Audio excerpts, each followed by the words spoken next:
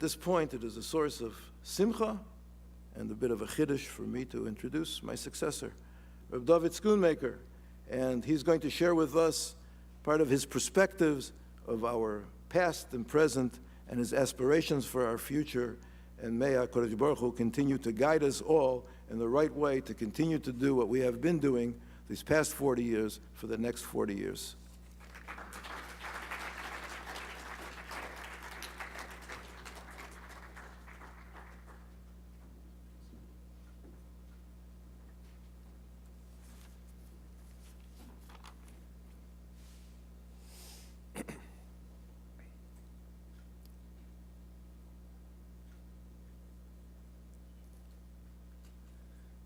Thank you very much, Rav Hirschfeld. Good evening to everyone. I'd like to share the beginning of a letter I recently wrote to some alumni, some of them in the crowd. Dear Talmud, I hope this letter finds you happy and healthy in Ruchnius and Gashmius. One of the best things I've done in my life was to become Rosh Yeshiva of Darche Noam. I'd like to explain part of what was behind that far-reaching statement. In 3 words, as Hirschfeld alluded to, it's about past, present, future. In past, I mean this. Wherever I go for the yeshiva, I run into our amazing reputation. Tov Shem Mishem and Tov. A good name is worth more, spreads out,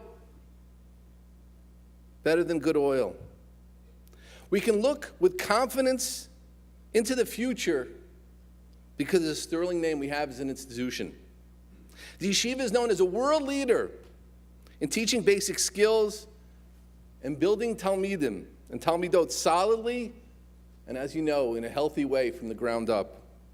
Those Talmidim are deeply respected as unique individuals and deeply believed in as integral members of Klal Yisrael's future.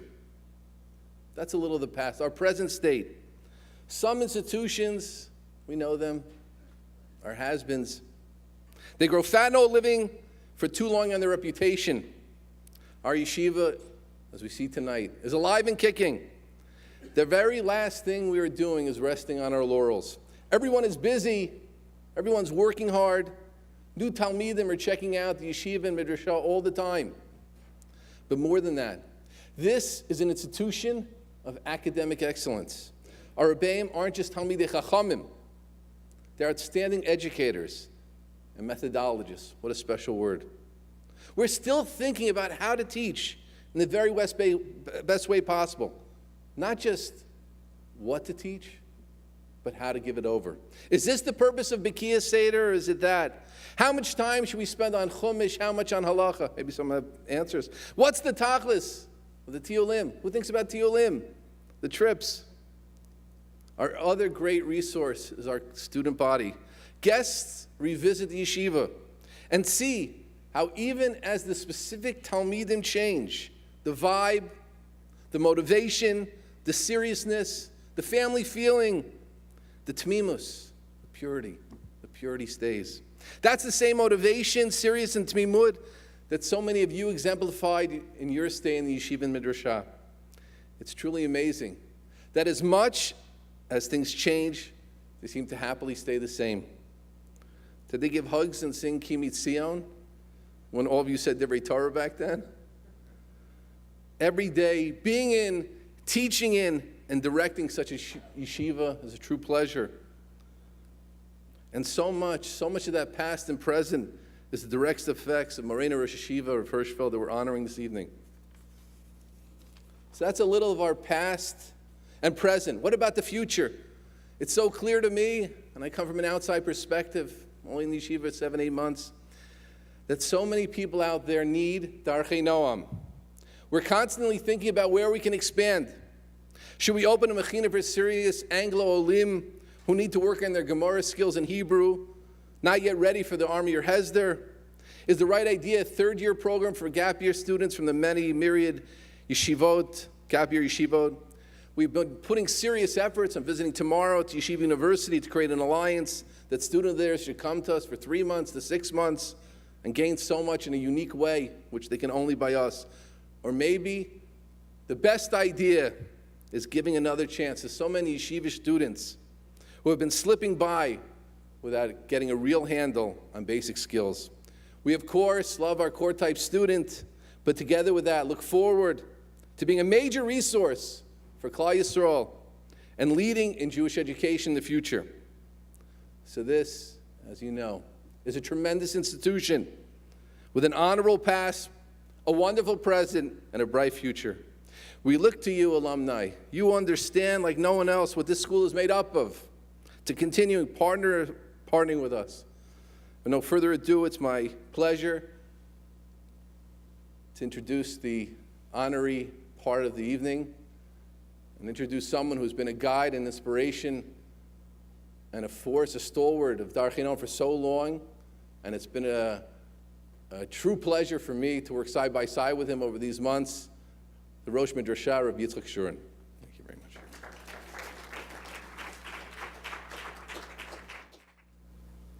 Good evening, everybody.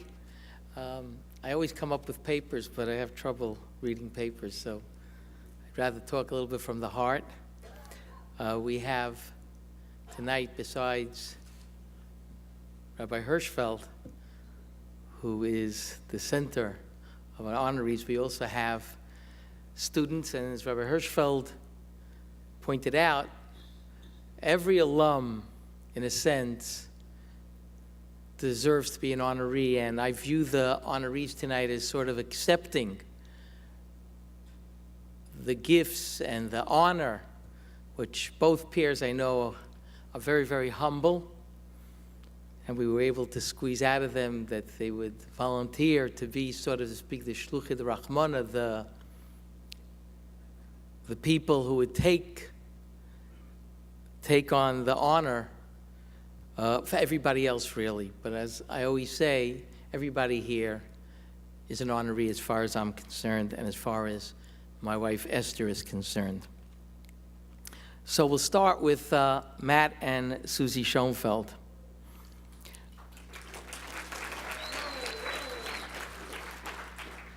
They are the older of the two couples, but nonetheless very, very young in energy at heart. Susie and Matt, as far as I'm concerned, are the paradigm of a Darche Noam alum. My grandfather, Rabbi Yaakov, used to say, every time I don't have what to say, I always quote from Rabbi Yaakov. Rabbi Yaakov used to say that people in the working world, like Matt and Susie being a doctor, Matt being a lawyer, good Jewish professions, people working in the working world have the opportunity, and also, besides the great opportunity, great challenge, to make a Kiddush Hashem, to sanctify God's name, because they're working with all sorts of people, religious Jews, secular Jews, non-Jews. I think Matt and Susie really exemplify, and they're models of this lofty idea of Kiddush Hashem.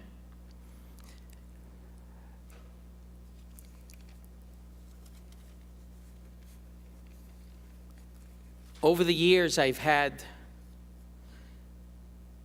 reason to speak to Rabbi Silber, and of course Matt and Susie know who I mean, the rabbi of their shul. They call it the suburban synagogue. It's also got, I think, a real name as well. And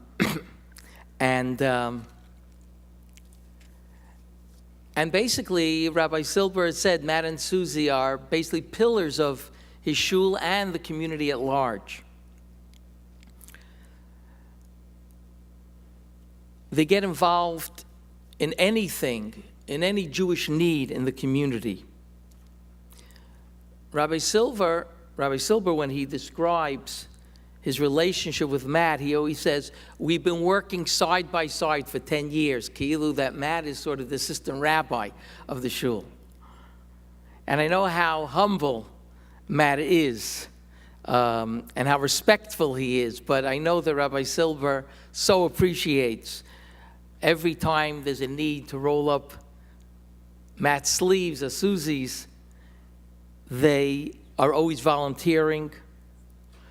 They're always in the forefront of, I know, the Chai Lifeline, other types of groups that are needed, support groups in the medical field Susie's involved with. And I know that they instill that love of chesed that they have, that's so central to their lives, in their children. It's many years that I haven't stayed with them because I haven't gotten out to Baltimore enough, but I remember many years ago when I would come to stay at their home, give a shiur, and I would sleep over, how they would say to Noam, you know, Noam, you're giving your room up tonight for the rabbi, for Rabbi Shurin. And Noam would have a big smile on his face. I just asked how old Noam is. He's 15 years old today, but at that time he must have been 3. And I remember thinking to myself, you know, in Lithuania, my father and mother told me that when a Talmud Chacham, when a Rav came to someone's home, they moved out of the home to leave the Rav in the main bedroom. And I said to myself, even though I said I could sleep with Noam, right, not a problem, no. The rabbi has to have a room by himself, he has to have a bathroom, and of course, I am certain that their chinuch, which is for me a tremendous model in Avos HaTorah and work in their community, will pay off, and they will have tremendous nachas, as their parents and in-laws have, tremendous nachas from their children, and in B'rith Hashem, many doros to come.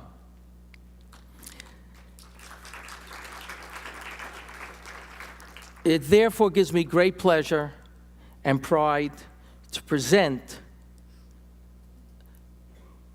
Matt and Susie with a gift from Darche Noam Institutions. Pleasure. Oh, it's gorgeous. Yeah. I do want to add that, you knew it right away, okay. I do want to add that whenever we have students that go to Baltimore, alumni, they open their homes, both, you know, for Shabbatot for the alumni, and also to help them acclimate in the communities. And for that, I want to give them personally a very big yasher koach. Thank you. Thank you. Thank you. Threesome?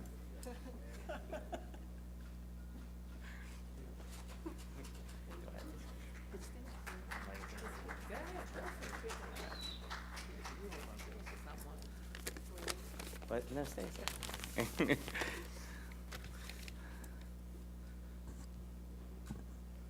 I was told I only have 3 minutes. I practiced once or twice with a stopwatch. 3 minutes is not very long, so I'll keep it short.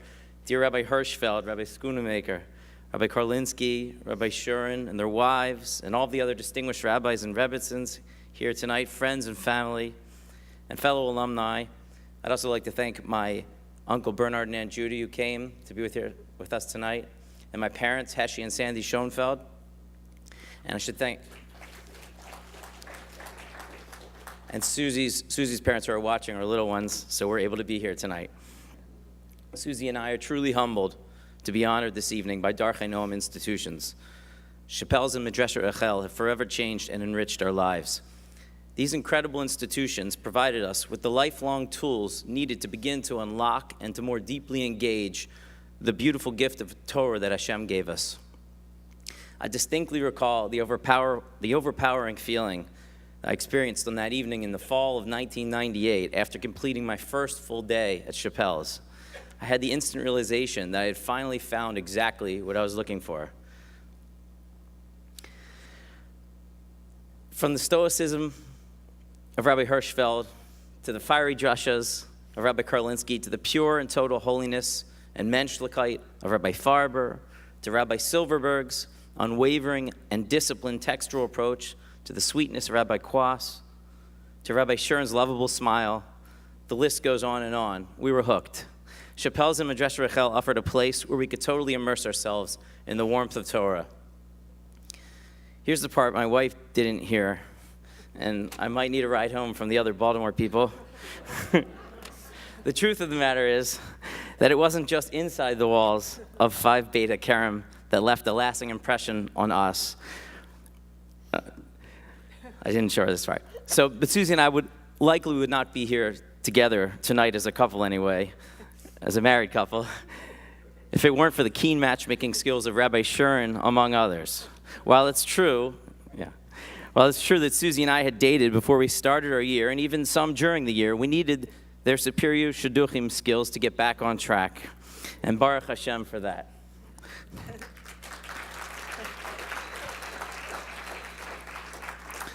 This week will mark the 19th anniversary of our engagement on Rosh Chodesh Nisan. It's hard to imagine. Which happened literally on the corner of Rehov Beit HaKerem and Herzl. I remember, there's some might not actually remember payphones, but there was a payphone on the corner, and we used it, and we called our parents, and we announced our engagement, and they were thrilled. Later, they wondered how we were both able to talk on one payphone at the same time. I told them we figured it out.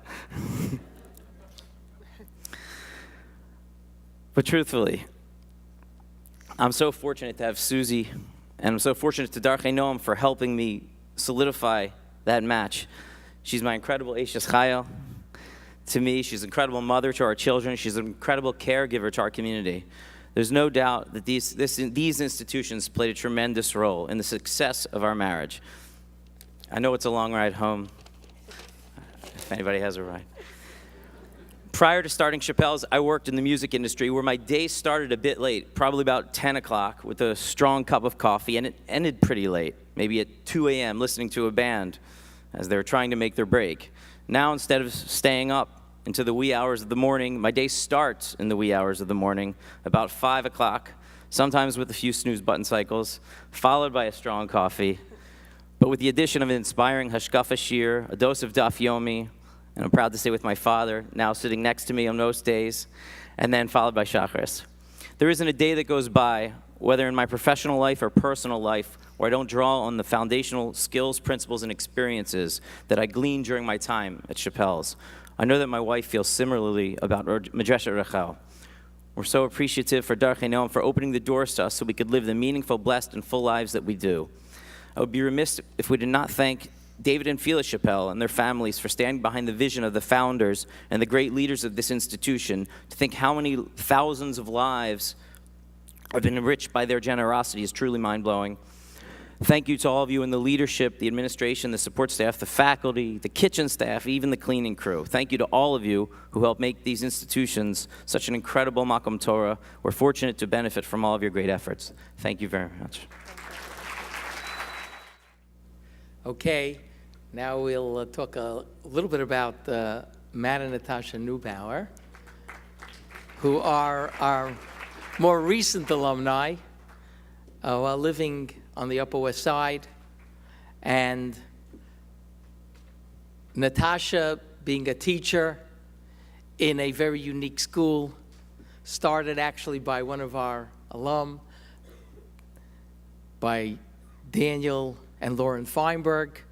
And again, as everything in Shapell's, we do things that are out of the box.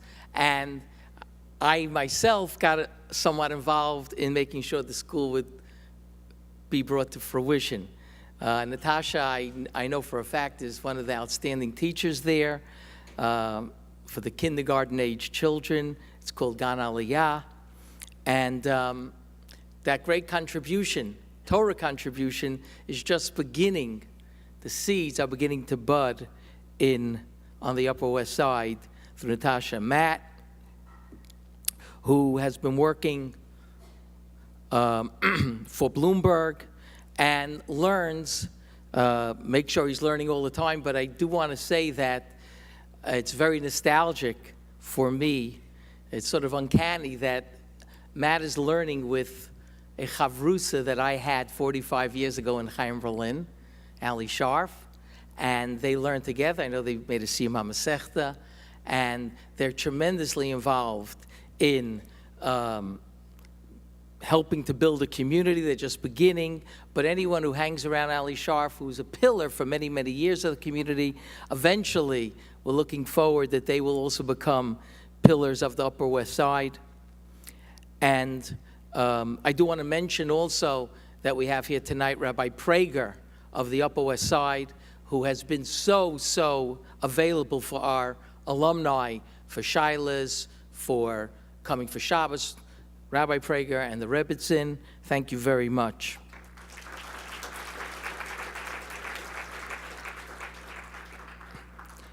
It therefore gives me great satisfaction and pride to present a gift from Darche Noam to Matt and Natasha.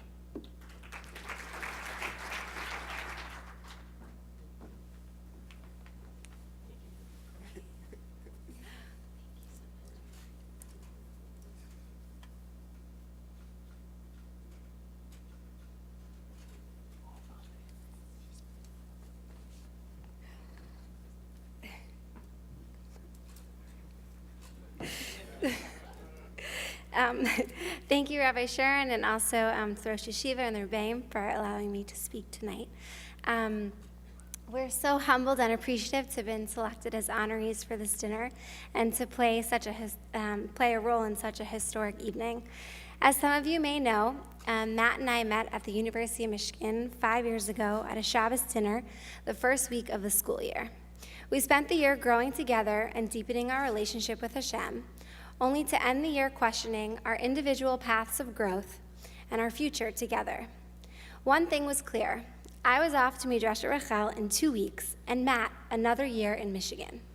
What followed was 2 years until our eventual marriage, and while many things changed over those years, one thing always remained consistent. One of us was always at Darche Noam. When it came for Matt to choose where to go for his year in Israel, there was only one place that I would accept. One place where he would be surrounded by my mentors and Rebbeim, the one place where he would become a part of my new family. Because the staff and students at Darche Noam have become exactly that, our family. I could stand here and thank the Rebbeim, Rebbitzins, and teachers for strengthening in me all of the values my parents had given me, but I had never fully awakened. For showing me that a single pasuk of Chumash can be as inspiring and thought-provoking as an hour-long class, or for increasing my love and appreciation for all paths of Torah, no matter how different they may seem from my own. But what I really want to say is thank you for always being there for me throughout the past 4 years. To thank Rabbi Shurin and Yafa for sitting with me in their respective offices on countless occasions as I sat in tears and always managing to get a smile on my face by the time I left. To thank Rebbitzin Karlinsky for coming to sit with me the night of the Siren in Jerusalem back in 2014 and always being the mother figure I needed but couldn't be with at the time. Whew. To thank Rebbitzin Shurin for your lessons in Torah and cooking, both of which enhance my Shabbos table every week. To thank Rabbi Hirschfeld for welcoming Matt and I almost 2 hours late to our Sheva Brachas at the yeshiva with the warmest smile that somehow made me forget the frantic sleep-in, tears, and rush that it took to get there. To thank Rabbi Schuster and Rabbi Shoshan for watching over Matt and all of the boys at Shapell's and teaching them the secrets to being an observant man and husband, something all of us wives benefit from every day. To thank Rabbi Karlinsky for always pushing me in my learning and never letting me get away with a comment that I hadn't fully thought out. And to everyone for consistently caring and checking in on us since we've left. Every single staff member at Shapell's Midrash Rachel has had some part in molding the solid foundation of our Yiddishkeit and helping us to build our own Beis HaMikdash within our home. You have taught me to become a Torah-observant woman, confident in her halacha, even more confident in her ability to learn for herself, and never afraid to ask a shaila. For giving me a husband who loves to learn in every spare moment that he has, and for allowing me to value that trait within him. And most importantly, for giving us a home in which both husband and wife pull from the same roots and look to the same branches for guidance. We can never express enough hakaras hatov to this institution for what it does and continues to do for us. But I can stand here and say that being part of this family is one of the proudest accomplishments of my life. So on behalf of Matt and I, we want to say thank you to everyone at Darche Noam, to our parents and our siblings for sticking by us and loving us and supporting us unconditionally and always, to our dear friends and Rebbeim, and to Hashem for allowing us to be among those fortunate enough to feel your presence and for surrounding us with so much family in this world. So congratulations to Shapell's on 4 years of making every individual who walks through your doors a member of this wonderful family. To the Schoenfelds for showing us that we can maintain our values in the years to come. And to Rabbi and Rabbitzin Hirschfeld for laying the foundation for us and for many others for the years to come.